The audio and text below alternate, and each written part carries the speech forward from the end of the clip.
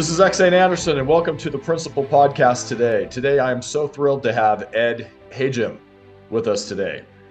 You know, Ed Hajim, he's the son of a Syrian immigrant. He's a seasoned Wall Street executive. He's got more than 50 years of investment experience, and he's held senior management positions with the Capital Group, with E.F. Hutton, with Lehman Brothers, before becoming the CEO of Furman Seltz.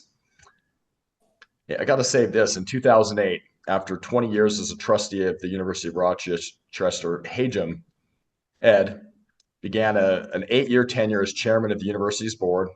Upon assuming that office, he gave a gift of $30 million, the largest single donation in history, to support scholarships and endow their engineering and applied sciences department. So, Ed, I'm so grateful to have you on the show. Welcome. It's my privilege. Thank you very much for having me. One of the reasons I was so thrilled to have Ed on the show is Ed has had this experience of going from an orphanage as a young child to the boardroom. He's written some books, and he has a phenomenal story. Ed, tell us a little bit about your story. This going from the orphanage to the boardroom. Can you tell us about yourself? Well, I'll give you a little bit of a thumbnail. I want you to read the book, though. You know, that's of course. It started when when I was born. I was born to an unemployed father and a homemaker mother, and my father lost all his money in '29. That's a whole other story. But anyway, after 3 years, because of his personality, because he couldn't find a job, my mother divorced my father and took me from Los Angeles, where we were living, to St. Louis, where her parents were. We weren't terribly, they weren't terribly happy with her, because in 1939, nobody needed 2 more mouths to feed. Dad got $5 a week in alimony and child support and visiting on Sundays. So he drove the 1,800 miles, took him 3 days to visit me on Sunday. And instead of taking me to the movies or to park, he basically took me back to Los Angeles, kidnapping me, and told my mother never to look for us, and subsequently told me that my mother died. That's another story too, which I believed for nearly 60 years. Anyway, for the next 15 years, for the first couple of years, my father and I lived together, although he was a merchant marine on board a ship. So I didn't have a family. I stayed with friends or with neighbors or people like that. When the war broke out, he was drafted into the military. So I ended up in the Catholic welfare system and spent the war in 5 different Catholic foster homes, which varied between, cold and abusive to warm and caring. After the war ended, Dad flew me back to the East Coast. We spent the summer in the YMCA on 34th Street, and then a hotel room in Coney Island. He was hoping to find land-based work. He didn't, so he had to go back to sea, and I was placed in an orphanage in Far Rockaway. And I did pretty well there after the rites of passage. But 3 years passed, and I aged out of that particular orphanage. My father completely disappeared, which is another very long story. And I became a ward of the state, and some wonderful social worker got me into another orphanage in Yonkers, New York, which was right close to a very fine public high school. And I got an epiphany that if I went to a private college, I could probably get out of my predicament. And I did well at that school. I was a varsity athlete and did well in math and science. And there were only 3 or 4 scholarships at the time. And the ones I thought I would get, I didn't get, but I did get the NRPC scholarship. And that allowed me to go to the University of Rochester. And that basically set me on my way. And as you said, within 50 years, I was able to be the chairman of the board of trustees of my alma mater. And I was able to give the largest gift in their 150-year history. It was quite an experience for me, and I did give it for scholarships, because scholarships changed my life, and so that's where I've spent most of my philanthropy. I'll stop that right there, because my daughter works for TED Talks, and she says, "Oh, I always answer the questions too long, so I've got to do it right this time." Well, I think we appreciate the answer there, so that's great.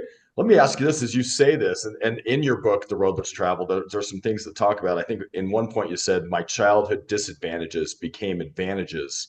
Absolutely. Tell us about how they became advantages in later life. Think about it. When you go from 5 different foster homes when you're between 6 and 10 years old, and you go to 5 different Catholic schools, all right, what happens? You become quite adaptable. In fact, you go from one schoolyard to the next, you learn how to find your place pretty quickly, or else. I mean, you go from one side of the continent to the other. I'm adaptable to the East Coast, to the West Coast, to orphanages. All my life I've been very adaptable. When E.F. Hutton, when I was working there, somebody wanted to go to Japan. I went to Japan. When I was at Lehman Brothers, they said, take on this terrible division. I took it on because I was very adaptable. It also gives you resilience. It's a muscle. And if you use it as a child, the more it gives you perseverance. It gives you a little man on your shoulder, or somebody on your shoulder saying, you could do this. And it's very important that those disadvantages, now you get some disadvantages too, but you get advantage from these disadvantages. You get certain ones. I was angry. It took me many years to really, get rid of that, but it took a while. But most of the things that I did in my youth became significant advantages throughout my life. I became I appreciated everything I ever had.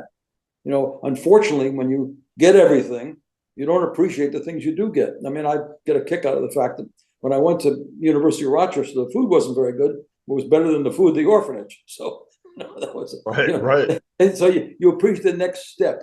So all these disadvantages, and I find today's kids, and including mine, grow up in fine neighborhoods, don't have to overcome anything.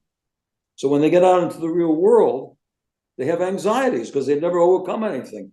I mean, there was very little in my life that was any more difficult than what I overcame as a child. Fascinating. Being kidnapped, being in a foster care situation in multiple places. You said you were living in 15 to 20 different locations, and you had some situations that were tough, that were hostile, that were abusive, and yet somehow you're stronger and better off. And as you say this, Ed, I've got to say, I sometimes think in life we think we have all these challenges, and if we could just get rid of these challenges, but in reality, sometimes it's these challenges that make us who we are, that make us strong. In your situation here, you were kidnapped in foster care, having to do a lot of stuff on your own. And now you've found a way to make that challenge, that pain, into your superpower. You know what I mean? That's exactly what happens. It's like a muscle. You used it as a child. You didn't know you were doing that. But when you got through certain things, you ended up with that strength. That voice inside you that said, you've done it, you can do it, and the Catholic Church helped me a little bit too. The Catholic schools were, they gave me some of the real principles. They said, here's the golden rule, you got to follow that. But more importantly, they said, if you do the right things, you're going to end up in this good place. If you do the wrong things, you'll end up in the other place. So, as a child, that sort of embedded something in me, that if I did the good things, I could get there. But in really many respects, these disadvantages as a child become advantages. They really do. And if you don't overcome those things, that's why I argue strongly with my friends who live, obviously now I live in very fine neighborhoods. I said, what can we do? We can't send our kids to an orphanage. No. Make them uncomfortable. Send them to Knowles. Send them to Outward Bound. Get them a job in a hospital. Make sure they work on the summers. Make sure they have some difficulties. Because if they don't, I come to the point that in many respects, there's only two experiences you have. One is success, and the other is getting experience.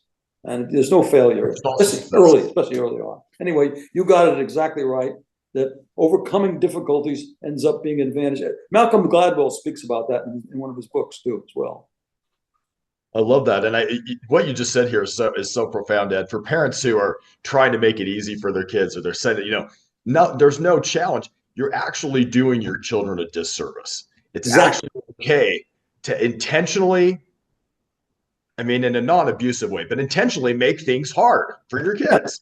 Have them do hard things. Have them do things that are difficult for them. My grandchild went on a Knowles trip to Alaska in 60 days, 30 days in the rain. That was good for him. You learn how to overcome that. Yeah, exactly. My daughter spent 6 weeks in Baja California on a trip with 6 other women in a kayak, and you sleep on the ground for a while, and that's just, you overcome that. You get confidence in yourself. And when you come across something in the real world, it's not that difficult. You'll get through it. Or even if you don't get through it, you'll say, I can handle this, and you go after it. I find that that's very important. When I interview people, I look at what they've done in their past, and have they really overcome challenges? And you find out those that have tend to be more successful than those that haven't. And that's what the Boy Scouts used to be. They put you through all these badges and all that kind of stuff. I was a Cub Scout, but I never got to be a Boy Scout. But I remember that. And there was things you had to do.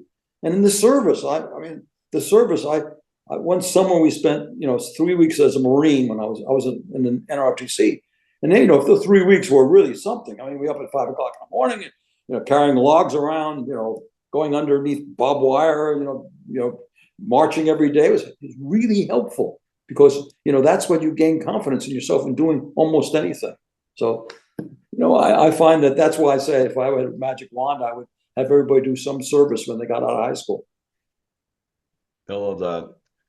I think we and since there are a lot of parents who are listening to this and thinking like let's think about this for a second. If sometimes some parents are so anxious to make life so good and so easy for people, the child forgets their lunch and the mom runs it over, the dad runs it over to school. Well, maybe they could just be okay, like, maybe they just don't get the lunch that day and unless there's some huge medical reason, but like if they don't get the lunch, they'll remember the next day to bring the lunch. They'll learn to be self-reliant, right? Or maybe if they forgot their homework, well, tough beans. Let them forget it. Maybe it's okay to say, let's let our kids do hard things. Let's let and actually be appreciative because, people go to the gym just to make their body have hard times so they can come back stronger. Exactly. That's perfect. That's the physical experience as the mental experience. I say to young people, get your kids out of the house, put them on their own as soon as possible. My daughter sends her kids to a camp up in Vermont. The kids sleep in a tent. And when it rains, it ain't so good. That's very healthy, That's right.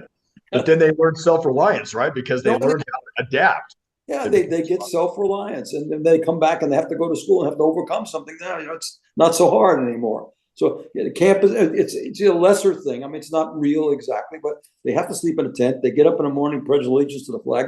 By the time they get in their teens, they go on a 17-day trip in canoes up in the boondocks. So that's just so that sort of thing. Outward Bound's got some great trips, and so does Knowles, and also working. At a certain age, get them to work where it's just understanding that you can do something. And you'll find out who you are by doing that. But as early as possible, I think that's important for young families. And I must admit, I made that mistake. I live in Greenwich, Connecticut. I want to give my kids private school. I'll take them to everything. All of a sudden, I caught myself when my oldest was just turning to be a teenager. I said, whoops, wait a second. What are you doing here?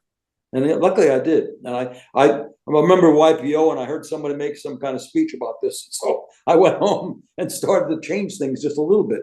Each kid had a job to do. Each kid got paid, based on what he did in the house and so forth. He's a little bit, it's not the real world, but if you can get them out on their own, especially in the summertime, in a camp or in a program, that will be very helpful. So, but it's not easy. It's not easy.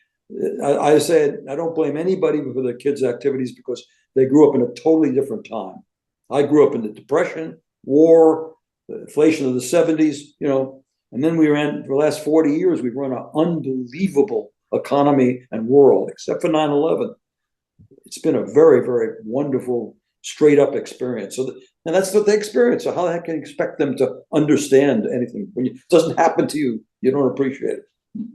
I love that. And you've even talked about that in your book on the road less traveled, where you said being very poor produced a drive in you to have financial independence and appreciation for financial success. And you've done very well, probably in part because you did experience what it's like to be very poor.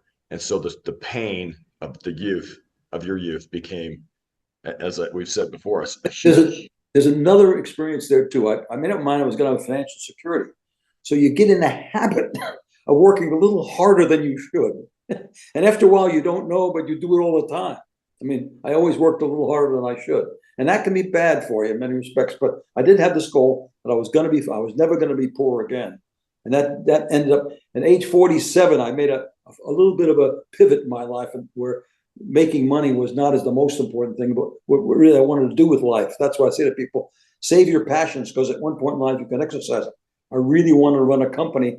I left a very prestigious Lehman Brothers fancy office, dining room, the works, and went to work for a little company called Firm and Sales. And my office overlooked a brick wall instead of the harbor. And the dining room was a hot plate in a conference room rather than a fancy dining room with the waiter standing behind you, because that's what I really wanted to do. But I had to wait till my mid-career where I made enough money that I was relatively comfortable. So, because I put financial security near the top of the list. I just never want to be poor again. But you do develop habits when you do that.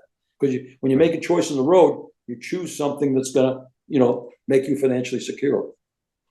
So let me ask you a question, Ed. As a young man, how were you able to overcome your challenges?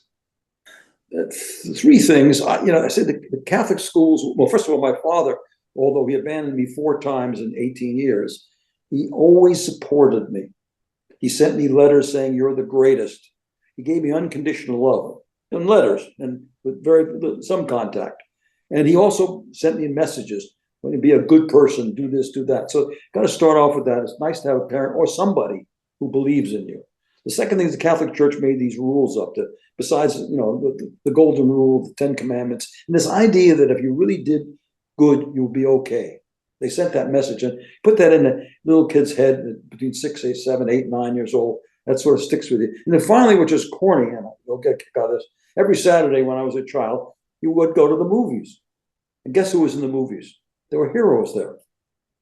They always, the good guys, John Wayne, Jimmy Stewart, Clark Gable, all those guys in movies in those days were, they were good people and they did good things. They usually smoked a cigarette at the end and when they died, but in the war movies and so forth, but they all were good people. So you had role models that were really good people that you took after. So those are sort of and by the way, the only reason I say these three things is because people like you have asked me this question many times, and I sort of have to come up with what really caused me to become the person. They also felt that, I felt that I really wanted the good life. I saw my father didn't have the good life, and I really wanted to have something he didn't have. Also wanted to show him that I could do it. Obviously, he died a little earlier and didn't find out the whole thing, but I got to a certain point, and he was proud of the fact that I was able to overcome it. And he supported me all the way through. Wonderful. Let me ask you this, Ed. You've lived a little bit of a hidden life. Why did you finally decide to tell your story now? In my early 70s, a couple of things happened. First of all, my wife never knew the whole story. She knew about 75% of them. Kids didn't know more than half of it. And they started pressuring me, especially my daughter, who was a writer and so forth. You really want to know the story. Then I became the chairman of the board of trustees of the University of Rochester, and I wanted to give my gift anonymously. And they said, "No, we got to know a lot about you." They started digging. And then finally, Horatio Alger came to me and said, "We'd like to make you a member, but we got to find out the whole story." So I started into writing the book for my family. And as I got into it, I learned that I had really a lot of lessons that I might be able to tell people. When I finished the book, I sent it out to 15 of my friends, and 10 of them came back and said, "You cannot just send this to your friends. This has got to go public." Fact is, I had at least 8 or 9 of them said, every freshman in the United States ought to read this book, or every senior in high school. So I figured, what the hell? This is my new pivot. I'll just decide to take this thing public and see what happens. And I've started now doing it. And I'm getting a terrific kick out of it. In fact, I've taken it to another level now. I've created a course for seniors in high school and freshmen in college, where instead of, let me back up a little bit. There are 2 kinds of education in my mind. It was a direct quote by one educator. One is to teach you how to make a living. Second is teach you how to make a life.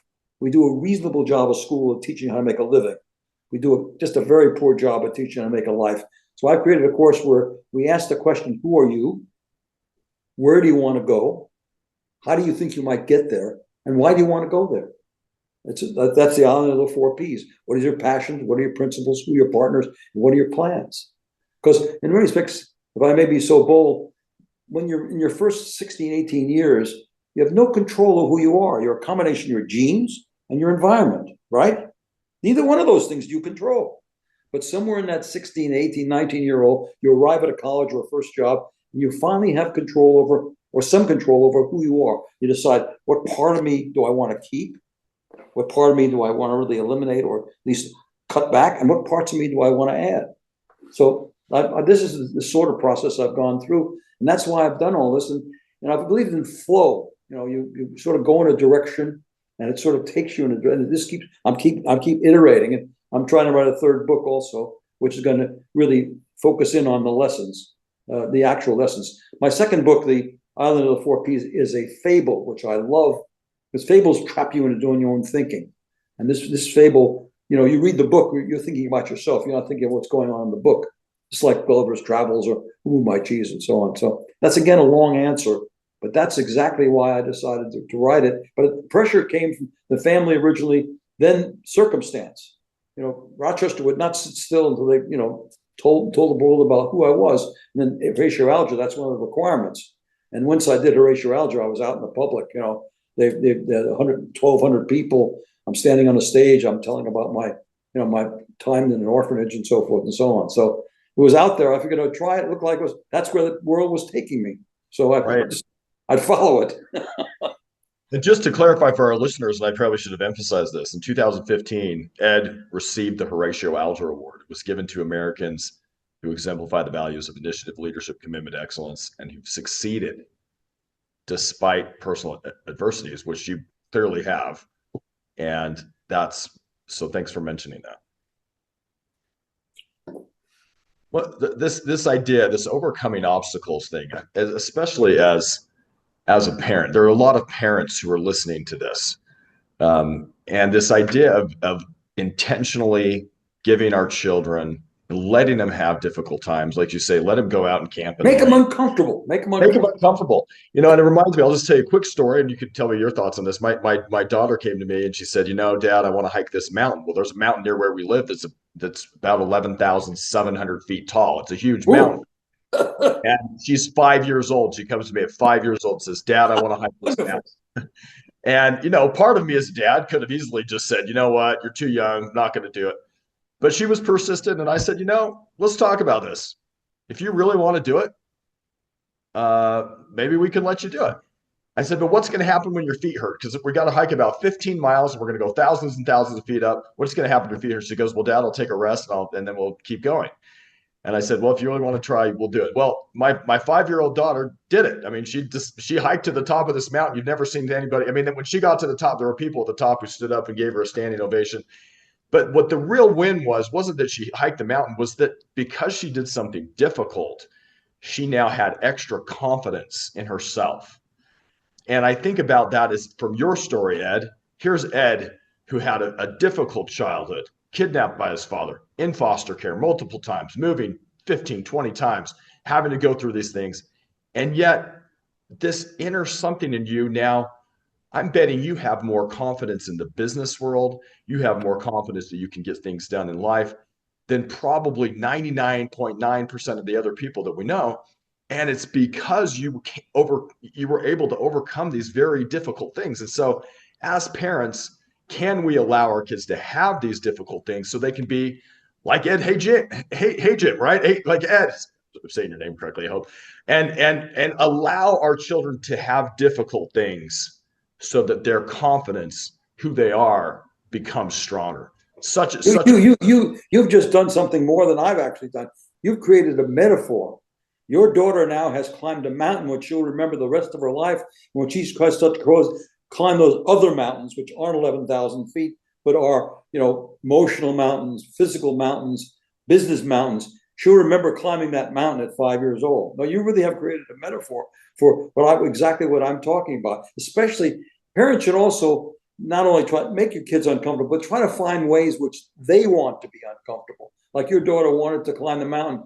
I really want to, kayak. One of my grandsons become a big kayaker. And, he's only 15 years old. And see him going down the stream scares me to death. But, that's something he wants to do. He's in control. I think if you have the money, not even doing the money, but you can do it any way possible. Teach your kids how to ski, because they have control over their bodies. They're responsible. It's not, it's a little dangerous. It's good. That's good for them, but they're in control. And I also believe in camp or some other experience where the kids live out in the open, where they have to take care of themselves, fold their own clothes, get their own laundry, so forth, and have activities where they've got to be at a certain point in time. Schools, private schools and any schools and so forth, it's a little less challenging than when you're on your own out there in the boondocks. So, but you created a metaphor. I think you ought to tell your story, and the 5-year-old child says something and you do it. She'll remember that for a long time, if not forever. I hope so, and thanks for acknowledging that. Talk about the inner voice. You said you talk a little bit about how you have this inner voice, and tell us about the inner voice that people talk about constants. All right, there's only 2 constants. It's not death and taxes, because death only happens once, and taxes you don't pay until you're in your 20s or something. There's 2 constants. One is your inner voice. You have it since you were born till you die. and change. And what I'm trying to do is to give that inner voice a vocabulary. Always ask yourself, what are my passions? What are my passions? Overused word, but what are my interests? What are my likes and what are my dislikes? And you have to put that into a context. Whether you're when you're in New York City or Kiev, your passions are different. Okay, what are my principles? I want these decisions written down and put into a box so I can go back and study them. Who are my partners? What partners do I need to accomplish what I want to do? And what plans did I write down? Now obviously plans have to be changed, but I think writing plans down and saying allows you, especially as young people, to test something. When I was a freshman, I wrote down that I wanted to be a physicist. So I took an advanced physics course. All the other engineers took regular engineering physics. I took an advanced physics course, and within 6 months, I looked around and said, "Ooh, this isn't for me. This is not my people." So I got out of there in a hurry. And the same thing in my junior year. I thought, well, what I really want to do is to work on big projects, dams and electrical plants and so forth. So I hitchhiked up to the St. Lawrence Seaway, and I got a job working in the blasting crew and with the manager there. And I love the work. I mean, working on, we had 200 feet of concrete and so forth was fabulous. Then I looked around and I said, whoops, these guys live in trailers for 10 years. And by the way, St. Lawrence Seaway was built in a place much better than being in the jungles of Venezuela or the mountains of Pakistan. So, I tested that. So I want kids to have this vocabulary where they come up and they write down and say, this is what I want to test. And finally, you can find what you really want to do, because life is marrying your passions and your principles and your partners to some kind of a wave that happens. And in my case, the wave happened to be Wall Street. I took over a firm in 1983. Okay, and I did very well. We grew it 20 times. But while I was there, the market went up 10 times. So the wind was at my back. So if you look at any successful person, they get caught up in some kind of wave or theme or cycle. So I want that inner voice to be productive, because in many cases, most people's inner voices are just a lot of jumbled cacophony, as they say. But I want to go back. What are my passions? Have I exercised them? Do I things that I really want to know? In fact, as kids today will live to 100. They're going to have to pivot a number of times. They're going to have to go back and look at some of their other passions or other interests, other enthusiasms, because some of the things they're doing will change so much that they won't be available. I always use the music analogy, where when I was a kid, it was black records, then it was cassettes, then it was discs, and now it's in my phone, So you got to keep moving. And AI is going to change that even one step further, one order of magnitude greater. So that inner voice is very important. And you essentially talks all the time to you. And, and you have to really get it under control. I mean, my inner voice when I play golf says some things he shouldn't say. There you go. There you go. Yes, absolutely. I think we all have it's knowing when to listen to the inner voice and when not to, right? It should be your buddy. It should be your friend, and you should be able to use it, because most people talk to themselves all the time. It's throughout your life. How do you make decisions? It's that you and the inner voice make it. Now, I also believe in writing things down, because it's the only definite form of communication. That's not as definite, but thinking is fuzzy. Talking is very fuzzy. I mean, talking is fuzzy, but when you write it down and look at it, that's why I think it's very important. Writing my book opened up all kinds of things for me that I learned about myself. Absolutely. But I'd written, I used to have what I called my me pad, a yellow pad where I used to write down how I made decisions. That's how I came up with the 4 Ps.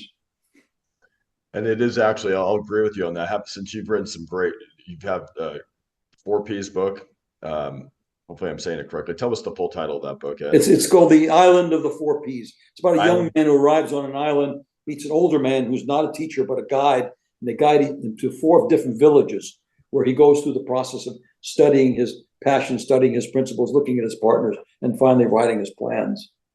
And I believe that's what people have to go through for the first step, of trying to plan themselves, trying to think through what they want to do with their lives. And, you're not going to help everybody, but if it helps 20, 30% of young people, I'm going to be happy. But, some people are going to always want to look at something differently. But this is a process which you can go through. In one of the schools that I put it with, forcing the kids to do 3 different scenarios, which I think is fascinating. Forcing them to think of 3 life paths.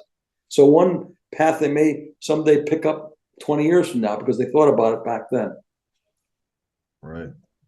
And I like this, go after what you're passionate about. One of the four P's. You said, It's what drives you. It makes you get find excited something. about something. I don't know about you, but when I worked for 50 years on Wall Street, I loved it.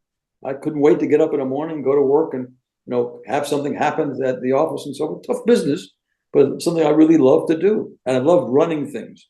And of course, once you decide you want to do something, you have to have the characteristics of it. I mean, I wanted to manage people. I wanted to, and I learned the way you manage people is I have it up on my wall. But basically, I found that where I was successful is I loved having people do better than they thought they could. So when people worked for me, they felt that I was going to. So the first thing you do is you don't take any credit. Person can basically accomplish almost anything if he or she doesn't take the credit. But then I extended that one step further. I started to deflect credit in my middle career. People would say, "Ed, you've done a great job." And I said, "No, thank you, but it's Jose and Mary." And then you get a trifecta. And you get into a habit of doing that because, by the way, nothing is ever done alone. Anybody gives you credit for something and you take it 100%, you're wrong. I was kidding about this morning. I was on a podcast this morning, and I said, I talked to the lady who's in charge of tech, and I said, he couldn't do without you, because I was on television. She said, "You're right." No, this is so that's sort of the process that I think is very important, and I've gone through it quite a bit. But it's and in this 4 P's, there are 4 parts of life that I lay out in my book too: self, family, work, and community. Community is my work of giving back. And one has to take those 4 P's and put them into each of these 4 parts of life. And the people say, "Well, you gotta have balance." Well, there's no such thing as balance. By definition, if you focus on one part of your life, you're going to be out of balance because you're neglecting other parts. So it's not balance you're looking for, it's harmony. And that's maybe that's semantics. Harmony between the 2 parts, and constant recognizing if you're out of balance, because you're always out of balance. Question is how much out of balance. And on Wall Street, as you know, one of the problems you have with divorce is people get caught up in their work, and they spend years not paying attention to their family, and then they end up with no family. That's one of the things that I see. I saw that just many, many times. So I've advice for young marriage too. I was at a speech at a university. A young man came in and said, "How did you stay married so long?" Been married for nearly 60 years. And I said, one word is listen, but the other word is spend time alone with that person so that she never becomes a stranger, or he never becomes a stranger. That's what I found out in my work in Wall Street, is that the guys would end up with 3 or 4 years working very hard and turn around and be living with a stranger. And it was over by then. But anyway, I wandered on again. Sorry. No, these are good insights. And just of the things that you've said, Ed, let me just, in your book, you said, by being alone, I developed self-reliance and not afraid to be self-directed. Well, from someone who very young was alone a lot because you were in an orphanage or if wherever you were in the foster care system, but then to getting to a point where you now managed people. And then you took it a step farther where you said, "Look, don't take the credit." And then you somewhere around later on, you said, "I even deflected the credit." Deflect the credit. It really works. Not really me. It's Jose or Mary or whoever it was that you said. And going from that point of like, well, hey, being alone to being a manager of people and doing it so gracefully and doing it where you're giving credit to others. Wow, my hat's off to you. That's well, wonderful. you do say, I believe in flow. You do certain things and they start to work. I learned this in college. I started a humor magazine, and I found out that I really loved helping people do better than they could. They thought they could. The guy who do cartoons, I couldn't draw a straight line with a ruler, but I helped him get that job done, and it got me excited. I didn't find that out till later on in my life. I evolved things. I was at first I was a pretty tough, personal. I wanted the credit, and I wanted, you got to pay me and so forth and so on. We're doing the job, but I started to recognize that wasn't the best way to go if I really was going to exercise my passion, which was to take people, as I did in the humor magazine, and create something, create a product, create a program, solve a problem. And all of a sudden that worked. And so that I evolved that. And that's why Herman Sells was a happy place. I can say that without being very modest, because we all work together. Also, lots of other things in being, learning to be a leader. I always found people say, "I want the power and I want the money." I said, "You can only have one." If you really want the power, if you want to be the boss, make sure that everybody else gets paid really well, especially your real good performers. Like for example, I was the largest shareholder, but I was not the highest paid person for 20 years, although I was the CEO or the managing partner. And that's very important. People, the great salesman or great banker, he made more money, and that was fine. So because he deserved it. I didn't do that much. I didn't produce as much, physically. So that's another whole arena. But being willing to share the wealth and be willing to be enough to say, I don't need to be the top paid person. That's a principle of success as well. Right? Yeah, there's no, and you have, because each person has his own unique situation. That's why this course that I've created, each school has a unique population, and they've got to dress up my course to fit their particular school. I have a school in Newark and a school in Greenwich, Connecticut, pursuing these. They're going to have different. It's going to be a little different because kids ask different questions and they have different outlooks and so forth. But this is something that it changed my life. So I really want to help that critical period between 17 and 25. That's what or midlife crisis. I want something where they can go back and they say, I think everybody can take that and say, what are my passions? What are my principles? Who are my partners? And then in my planning part of my book is I have you go through this historic experience in the exploratorium. You go up and down. You look at the drivers of the world. I look at simple things like geography. I mean, my son went to my middle son went to Denver, and he became an architect and went into real estate. Well, for the last 40 years in Denver, you've been pretty good in real estate. I'll go one step further. One of my classmates at business school went to Hong Kong and went into real estate with his father back in 1964. He's pretty wealthy today because you got the wind behind you. And that's why I said that having a chance to study all the things you might do. And today, what's criminal is that people don't understand there's more opportunity today than ever before. It's more complex, more difficult, but there is more opportunity. Think about AI, robotics, nanoscience, biotechnology. I was reading about a company that makes rain now, so we can solve things like the fires in Los Angeles and so forth. So, there's so many things that people can do if they want to do them. That's awesome. Well, Ed, this is amazing. Again, Ed, the author of On the Road Less Traveled, also the author of The Island of the Four Ps. And we've talked a little bit about your background. Thank you for being with us today. How can people get a hold of you if they want to? Well, fortunately, my publicist, which I never knew I had to have, has done a robust job on my website. And Ed Hajim, luckily, there's only a few Hajims in the world, but it's me and my children. So if you pump in Ed Hajim into Amazon, you get my two books. If you do www.edhajim, you get this robust website, which means you probably won't have to read the books. Both books, by the way, are on Audible, which is wonderful. The Island of the Four Ps is about 2 hours, and she put 6 voices on it, so it's really kind of fun. And I think that a fable allows you to do your own thinking, or traps you in your own thinking. So either one of those are kind of fun. I've had I didn't know anything about the publishing business. It's the worst market in the world. I lose about $10 per book. I've sold about 20,000 books, which I think the publisher says that's a lot. I don't know if it's a lot or a little, but you can contact me both by and in my website it lays out quite a bit of information. You can buy the book on the website as well. And I appreciate if you would buy the book, give me a little rating and review that my publisher says that's important. So thank you. Wonderful. So we'll put that on the show notes as well. edhajim.com. That's edhajim.com. edhajim.com. Ed, it's been an honor to have you on the show today. Thank you for being with us.